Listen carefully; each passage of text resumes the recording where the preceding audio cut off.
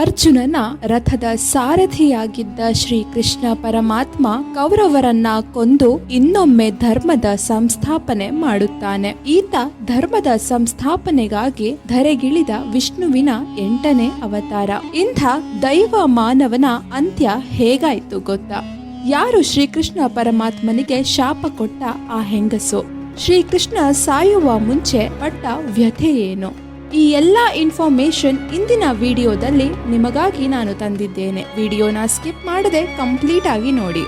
ದುರ್ಯೋಧನನನ್ನ ಭೀಮ ಕೊಂದ ನಂತರ ತನ್ನ 100 ಜನ ಗಂಡು ಮಕ್ಕಳನ್ನ ಕಳೆದುಕೊಂಡ ದುಃಖದಲ್ಲಿದ್ದ ತಾಯಿ ಗಾಂಧಾರಿ ಪರಿತಪಿಸುತ್ತಾ ಇರುತ್ತಾಳೆ. ಗಾಂಧಾರಿಯೊಡನೆ ಮಾತನಾಡಲು ಬಂದ ಶ್ರೀಕೃಷ್ಣ ಹಾಗೂ ಪಾಂಡವರು ಗಾಂಧಾರಿಯ ಕಣ್ಣಿಗೆ ಬಿದ್ದಾಗ ಅವರನ್ನು ಕಂಡ ಗಾಂಧಾರಿ ಕೋಪದಿಂದ ಕೆಂಡಾಮಂಡಲವಾಗುತ್ತಾಳೆ. ಶ್ರೀಕೃಷ್ಣನ ಕಡೆ ನೋಡಿ, ನನ್ನ 100 ಜನ ಮಕ್ಕಳನ್ನ ಕೊಂದ ನೀನು ಒಬ್ಬ ದೇವರೇ, ಈ ಯುದ್ಧವನ್ನ ನೀನಾದರೂ ನಿಲ್ಲಿಸಬಹುದಾಗಿತ್ತು, ಆದರೆ ನೀನು ಹಾಗೆ ಮಾಡಲಿಲ್ಲ. ಹೇಗೆ ಅಣ್ಣ ತಮ್ಮಂದಿರಾದ ಕೌರವ ಪಾಂಡವರು ಹೊಡೆದಾಡಿ ನನ್ನ ಮಕ್ಕಳು ಅಸುನೀಗಿದರೋ, ಅಂತೆಯೇ ಇಂದಿನಿಂದ 36 ವರ್ಷದ ಒಳಗಾಗಿ ಗಾಂಧವರೆಲ್ಲ ಹೊಡೆದಾಡಿಕೊಂಡು ಒಬ್ಬರನ್ನೊಬ್ಬರು ಕೊಲ್ಲುತ್ತಾರೆ. ಹೀಗೆ ನಿನ್ನ ವಂಶವು ನಿರ್ನಾಮವಾಗುತ್ತದೆ. ಇದನ್ನೆಲ್ಲ ಕಂಡು ಏನೂ ಮಾಡಲಾರದೆ ನೀನು ಅಸಹಾಯಕನಾಗಿ ಯಾತನೆ ಅನುಭವಿಸುತ್ತೀಯ.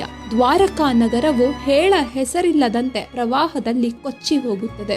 ನಂತರ ನೀನು ಕೂಡ ಅನಾಥವಾಗಿ ಸಾಯುತ್ತೀಯ ಎಂದು ಗಾಂಧಾರಿ ಶ್ರೀಕೃಷ್ಣನಿಗೆ ಶಾಪ ನೀಡುತ್ತಾಳೆ. ಗಾಂಧಾರಿಯ ಶಾಪವನ್ನ ಕೇಳಿದ ಶ್ರೀಕೃಷ್ಣ ಮರು ಮಾತನಾಡದೆ ಶಾಪವನ್ನ ಸ್ವೀಕರಿಸುತ್ತಾನೆ.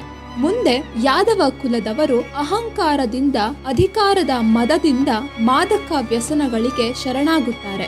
ಸಣ್ಣ ಪುಟ್ಟ ವಿಷಯಕ್ಕೂ ಸಹೋದರರು ಜಗಳವಾಡಲಾರಂಭಿಸುತ್ತಾರೆ. ಹೀಗೆ ಯುದ್ಧ ಮಾಡಿದ ಗಾಂಧವರೆಲ್ಲ ಯುದ್ಧ ಭೂಮಿಯಲ್ಲೇ ನಾಶವಾಗುತ್ತಾರೆ. ಇದರಲ್ಲಿ ಶ್ರೀಕೃಷ್ಣ ತನ್ನ ಮಗ ಪ್ರದ್ಯುಮ್ನನನ್ನು ಕಳೆದುಕೊಳ್ಳುತ್ತಾನೆ. ಯಾದವರೆಲ್ಲ ಸತ್ತ ವಿಷಯ ಕೇಳಿದ್ದ ಶ್ರೀಕೃಷ್ಣ ದುಃಖಿತನಾಗಿ ದ್ವಾರಕಾ ನಗರವನ್ನ ತೊರೆದು ಕಾಡಿಗೆ ಹೋಗುತ್ತಾನೆ.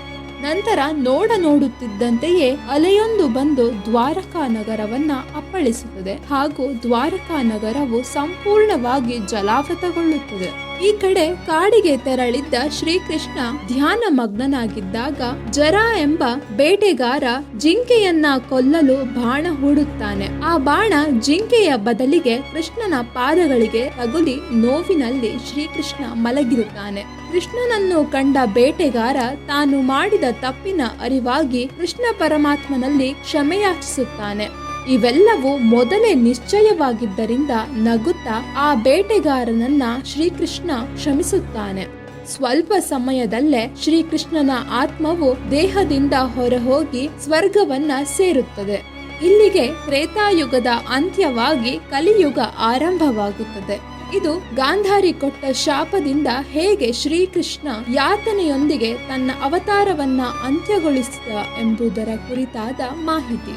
ಹೀಗೆ ಇಂಟ್ರೆಸ್ಟಿಂಗ್ ವಿಡಿಯೋಗಳಿಗಾಗಿ ನನ್ನ ಚಾನೆಲ್ನ ಸಬ್ಸ್ಕ್ರೈಬ್ ಮಾಡಿ ಹಾಗೂ ಬೆಲ್ ಐಕಾನ್ ಪ್ರೆಸ್ ಮಾಡೋದನ್ನ ಮರಿಬೇಡಿ. ನೀವು ನೀಡುವ ಒಂದು ಸಬ್ಸ್ಕ್ರೈಬ್ ನಮಗೆ ಮುಂದಿನ ವಿಡಿಯೋ ಮಾಡಲು ಸ್ಫೂರ್ತಿ ನೀಡುತ್ತೆ. ಧನ್ಯವಾದ.